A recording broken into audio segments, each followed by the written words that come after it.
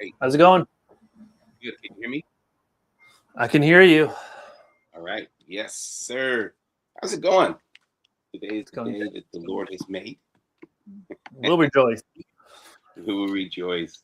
We'll be glad and rejoice in it. Listen, I wanted to talk about a couple things. First of all, I think that there's it's important to kind of know that preparation is a part of everything. That everything we Hmm. do, we must have preparation. And preparation talks of is good for two things. One is for it's good for precision, and it's good for timing. And those are the two things I think that are extremely important: precision and timing. When we talk about precision, we're talking about just how close can we get without a margin of error. How do we get to something where there's no error in it? I was talking to someone who makes parts for aerospace, for the spaceships that are taken off, and the level of Hmm. precision that they have to work on. They have to work with these levels of Yeah. intricate precision because they it's a part of a rocket ship that's going to first of all have so much force put on it. The Hmm. weight and the pound of just the force of lift and takeoff is incredible. But then at the same time, there can't be any slack. There can't be any movement that's not supposed to be there. Should be some movement, of Yeah. course, with certain things. But he was telling me, and I think I have the numbers right. He said there was the hair, our hair is like 0.003 in dimension Man. and in its thickness, and the parts that he works with, the things that he works with, are 0.001. All right, so we're talking about it's smaller. He has to work at such a level of intricacies that you Man. cannot miss anything. You have to be able to do that all based upon a calculation. And I find that there's nothing in my life that really has that kind of intricacy that I can think of. Maybe there is. Maybe I should be working at another level of precision. But we always kind of, when you create a business plan and you're creating something, you're creating a business plan and you're creating a strategy. There's always preparation in it. But the fact is there's Yeah. also a margin of error. Margin of error. We know how much we can move, how much we can lose, how much we need to make in order to get our Hmm. proper ROAS and our right. So we know these things, but there's a margin of error in all those things, those calculations. They're not so precise. What if we became more precise? What if we actually Hmm. became more precise in all the things that we do, everyday activity? We don't leave Yeah. that margin of error. And I find that the people who don't accomplish incredible things have a greater margin of error, right? And then they have the margin of error releases them from the need of being precise, but it also releases them from actually going all in on something and forcing Hmm. themselves to continue with it. It gives them an out. Well, it didn't work. It didn't work. So, Yeah. I'm just going to throw things if it didn't work. Well, there's a place where you invest in such precision that you can't throw your hands up. Would you agree with Hmm. that? Yeah. How would you? I remember when I first heard you speak, you talked about obsession, and obsession is Yes. is seen as a bad thing. Is there a time or a moment where you could take precision too far? And or is it not because you're doing it with the purpose of being excellent or with obsession or because you're partnering with God? Is it, you know what I mean? Like, how could you take it too far? Like, no, I cannot go home yet. I gotta be Yeah. precise. Yeah, you can, yeah, and I think that brings us to the two other words that we're going to throw in here in a minute. But I think precision, if obsession should not lead you to damnation, it shouldn't damn anything. It shouldn't Hmm. create danger. Obsession comes from the word obsessio, which means to surround and build borders around it, to protect it, to keep it. So Uh, you're protecting it. You're obsessed with the fact that there's no condemnation coming to it. If your pursuit of precision leads you to a place of condemnation where perfectionism will. Perfectionism and yeah. precision, I don't think they're the same. I think perfectionism is a pursuit of something with absolute extended excellence. We're going to go after with a level of excellence that no one has ever pushed into it. But at the same time, we're not going to destroy ourselves in it. We're not going to destroy our families in it, because that's also giving margin of error in every other area. So we need to be precise in every area. So I think if anything brings to condemnation, if it brings condemnation to me, messing up my family, condemnation, then that is something that I should not. I should actually reevaluate my preparation for it. If it is something that is precision, that it literally takes me out of my mind, it causes me to be condemnation in my mind. I'm condemned if I don't do it. If I don't have time for tomorrow, then I didn't actually prepare properly for today, and I won't be prepared for it for tomorrow. So I could use today, this last 5 minutes, 10 minutes to prepare for tomorrow, so I'd be more precise tomorrow. But that is extremely important. Or we're not launching. You can come to, going back to aerospace, you can get to launch day, and they'll do 5, 4, 3, 2, and then they'll pull the plug and they'll go, okay, something's off. That is not based upon, their precision is based upon the effectiveness and the impact, not the timing. They'll put off so many launches because something is not as precise. So if we actually feel like our precision is based upon the time that we release, then that can be a problem, right? This is where, the software launches is completely different. Software engineers created their own launch strategy, their own launch sequence. They plan a day they're going to launch, and then they work to that day and they launch that. And then they put a beta 1, beta 2, beta 3, beta 4, and beta 5. The precision comes after the bugs are revealed, right? So they're going to continue to reveal the bugs as they're moving forward.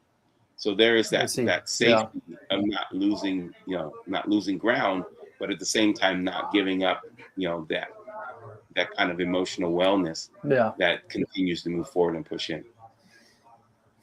Yeah, it makes sense. In your business, in the restaurant business, I know that there's prep work in the morning, there's prep work in the evening. Let's talk about preparedness, because there's two things that I think that it takes to be precise. One is to prepare beforehand.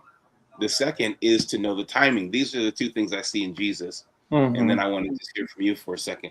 First thing, Isaiah writes, there's the one that's going to come, is going to prepare the way for him, right? He's going to prepare the way. He's going to fine-tune the atmosphere, going to fine-tune all the circumstances, going to fine-tune, it's going to herald all these fine-tuning for the revealing of the Christ. He's going to prepare the way. So when he's here, then the Christ had to walk in a different thing, where he walked in, it's not my time, or it is my time. It was not based upon a lot. He was prepared for 12 and a half years. He had his bar mitzvah time. Should have known it was about my father's business.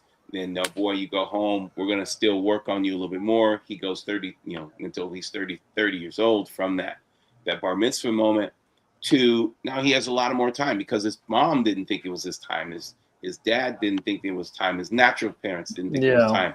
So their timing. And so everything he lived based upon was timing.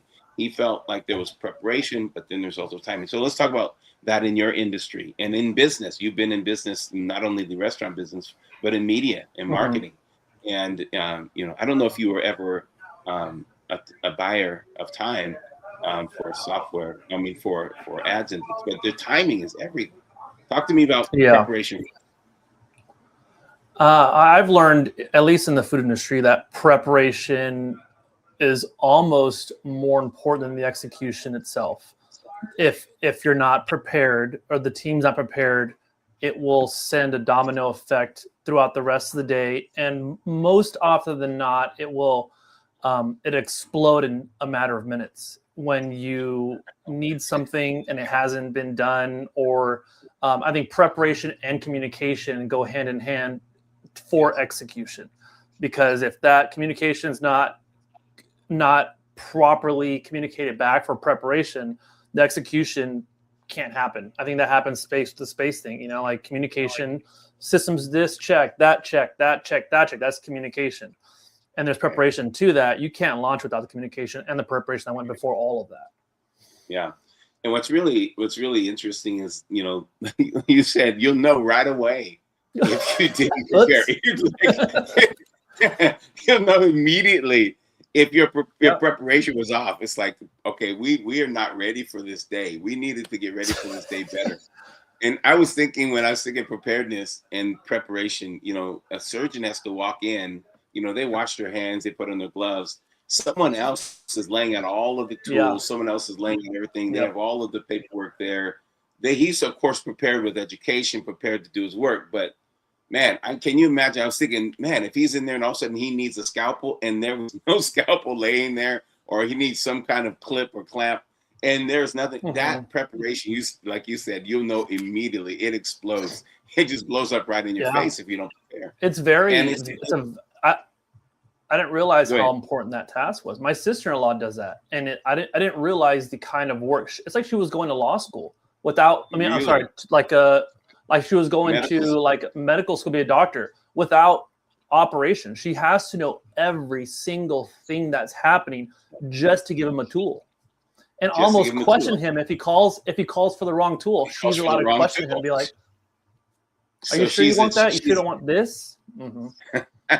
So she's the checklist for the surgeon. It's incredible. Yeah. Okay, so that to me is like so intense because it's again the margin of error. You're talking about a fine-tuned instrument. God created this instrument, this body, fine-tuned. Man has to get in there and work at the same precision level that God gave for this body to work, or else something will go wrong. You'll know immediately. It'll explode in your face. Just you'll know immediately. Explode in your face. We have to know immediately. So preparation. Have you ever thought about the idea that Jesus was 30 years before he started, 30 years on the ground, on the ground, and then he started his ministry at 30 years old, and then 3.5 years after that, he's gone. He's done. He's died and accomplished his purpose. Why 3? Why 30 years? Why 30 years and then 3? Of course, I'm not talking about biblically, but that's how important what you're saying. You realize preparation is more important than even this. There's this, I don't know the exact stats, but a football player, they only touch the ball for a total of like a couple minutes or something like that. The average football player, there's 11 minutes in a whole football game that there's actual play time. Like how about that one person? Yeah. That one person will hold the ball for a couple minutes, if that. But they have all that preparation leading up to it. All of the preparation leading up to it. So preparation, I think there's often people don't prepare long enough for the things that they're called to do. I think we want to get into the call of execution, and then we wonder, I think there's 20,000 churches. I know it's more than this. 20,000 churches a year closing their doors. 20,000. So there's lots of preparation in the word, but not preparation in the business aspects of running churches, right? There's not preparation in leadership. There's a lot of things that I think people are prepared for to get in ministry. So that shows us a little bit of the failure. And at the same time, there's that many or more churches being planted. So we have kind of this revolving door of things that are happening. Same in business. I heard someone say the other day, with someone working at Amazon, at AWS, and we were in a call, and they said, and I work, we just celebrated our 20-year anniversary at AWS, and as a young company. And I thought to myself, that's such a different language, because a young company used to be, we made it to 5 years. We made it to 5 years. Wow, we made it 5 years, because I was the, ride or die. But I mean, now 20 years into like legacy building companies, you're talking about 20 years. That's a young company in comparison to some of these major companies. So I think that there is a timing. So let's talk a little bit about timing. I believe that you, with all the things that you've done, everything that you've accomplished, and there's probably listeners here and people that are checking in, they've been working in preparation for a long time. And then they launch, they do something. They're finally executing what they've been preparing for. How much of what you've learned in the last 20 years and working in different businesses, different aspects, from media to how much of that do you actually work with today? It's incredible because I use a lot of it. At the moment when you're going through certain things like doing real estate media or social media or just being in rooms with people, like let's say for yourself and Rex, being in rooms of conversation. At the moment, you don't think it's preparation. You know, what does it say? In all labor, there's profit. So in everything that you do, there is some kind of gain down the road. Looking back, I'm like, holy crap, the way I communicate with someone, I learned that from Ron. Oh, wow, this social media stuff, I learned that from this person. Or seeing this thing in culture, I learned that from Pastor Colin. You know, there's so many things. I had a meeting, we had a team meeting on Monday, and I led with my wife. I don't come from the restaurant industry. I have zero idea what the restaurant industry actually is, but how we're running this thing, we're running it like the places and the people that we've experienced across our lives. So Pastor Colin's lessons, or real estate lessons, or media lessons, the food process stuff, we can hire for that, but we're really emphasizing culture and systems. And I think most restaurant businesses don't operate like that. One of the guys says, he goes, they call me Cheese, like Big Cheese. He goes, Cheese is very fair. He goes, but he takes no crap, because most restaurants, if you're a minute late, if you say something foul in the back room, they look beyond it, because it's just how the kitchen's ran. And we don't subscribe to that, because we don't come from the kitchen. So everything I've done and my wife's done we're able to apply today, which almost makes me believe this is what we were called to do, because all of the things are now aligned in this particular business or industry. It's amazing, because you were in the right time, and all the previous things that you've done, working with Pastor Colin, working with all these others, but then at the same time, you weren't in the timing for this aspect, the restaurant business. But all of those things were the proper time, and then they accumulated to this being the right time, with all of the preparation for all of those things. So can we go through a season of time where we're actually in a season of preparation, but we actually think it's the thing that we're supposed to be doing? Ultimately, we'll end up in another aspect going, this was really why I was called. This is who I am. This is what fits us. This is the culture of what we have. And we're able to execute this better. I want someone to really capture that's listening, because in the season that I'm in, there's a lot of things that are successful now that I'm not focusing on, that I thought I was going to be focusing on 10 years ago. I thought for sure I would be focusing on that traveling and doing certain things. I thought for sure. But as I got into this one aspect of things, and I spent time there, and it prepared me and changed my mind and flexed me a little bit in different ways, then I got this other thing. And then all of a sudden my perspective of the way the world works changed. Then I'm thinking, well, what I'm working on is not really going to have the impact that I think it's going to have. So I have to actually adjust. So I find myself in a season of preparation. This season of preparation that I'm in, it feels like I'm cutting carrots. It feels like I'm like stirring horchata, right? I feel like I'm like in the season where I'm not selling horchata. I'm not actually. I'm not selling any. I'm not selling the jalapeno carrots. I'm not doing that. I'm actually now just chopping everything and soaking everything and marinating everything, and yet in that season, people look at me going, "Well, you should be doing what we're doing," but I'm thinking, I'm not. I don't feel that perspective of the world is going to be possible. It was going to be impactful. I feel like I have a different level of impact. So my timing where I'm at is different than the timing of those that are around you. Like in the same sense that you have a major restaurant that's been around for several years. I mean, I don't know how many years, but they have 100, they have 1,000 different franchises or 1,000 stores. They're starting across the way from you, but they come over and they eat your food as they're prepping. They're in the season of prep. They're not even open, but they're in the season of prep. You're open, but you're not as seasoned as they are. I just love this perspective to me is because they're eating your food, loving your food, coming and you're serving all their employees, their management and all that. But at the same time, they're starting something that's going to feed you because of the crowds of people that are going to come through, because they have been in it, they're seasoned in it. You can be in the same space, but in a different season, in a different preparation, in a different timing, in the same space, and people not understand that. You understand it, because that's why we talk a lot offline. We talk a lot about how that company's doing their thing and what that company's going to do and bringing someone else to you. And you find yourself sitting in the right place at the right time for the right reason, in preparation, but in execution at the same time. I just love Yeah. I love the scenario. Yeah, I think that what I love about this, it alleviates you from pressure. You know, I think it's very easy to get caught up in I need to be doing this. You look around you, I'm looking across the thing, and Todd Graves, it's this 1,001 store, and for a moment you can feel the pressure of like I'm behind or I need to do this, I do that. They got more marketing than me, but like you said, if I realize that I'm in the preparation stage, and my time will come as long as I keep preparing and take notes of what I'm learning, then my time will come, and it just alleviates all of the stress of striving to have to build something bigger or feeling like I'm playing catch up all the time. Well, and that's the whole thing. It's like even me, I'm watching Netflix buy all the studios and all the stuff, and we're scrapping, we're working our tails off to get our first studio launched, and we have our our platform built. We get our first, but I feel like, man, I'm so far behind. But at the same time, there is a road for me to walk in the preparation that we're in.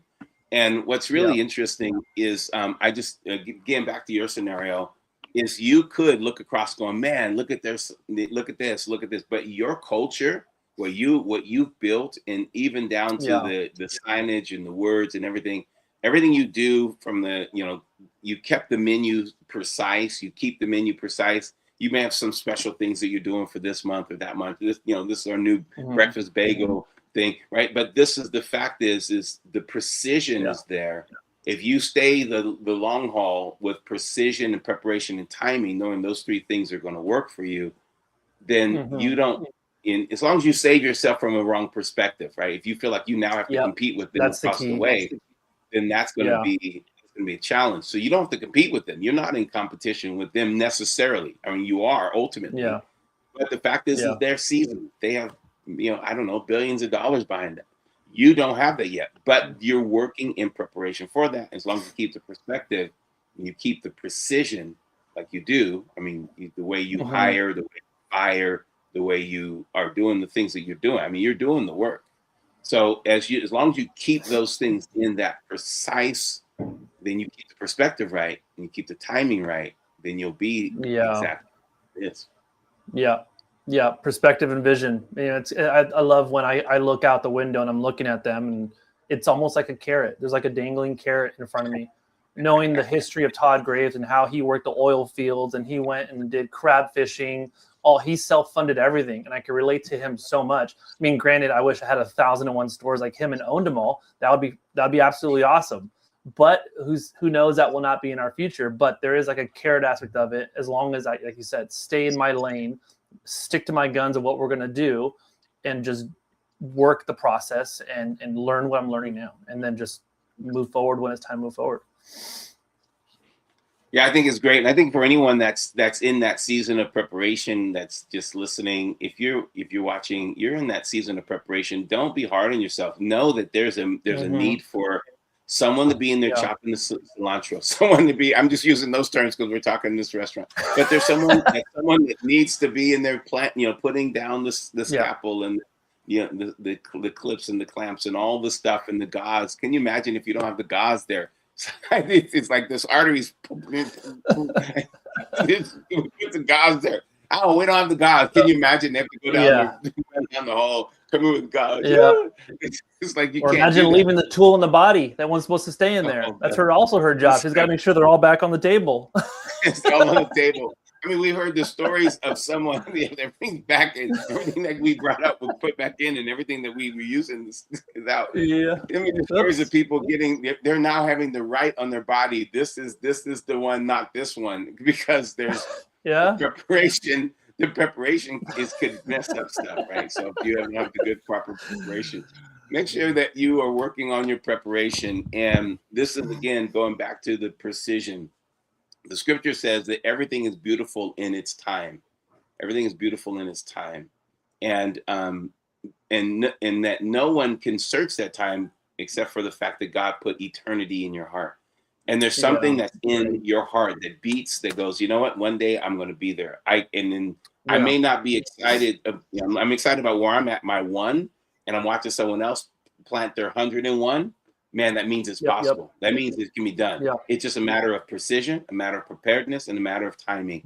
I've got to make sure I keep my margins right, and I've got to make sure I work with precision, and I keep my perspective right.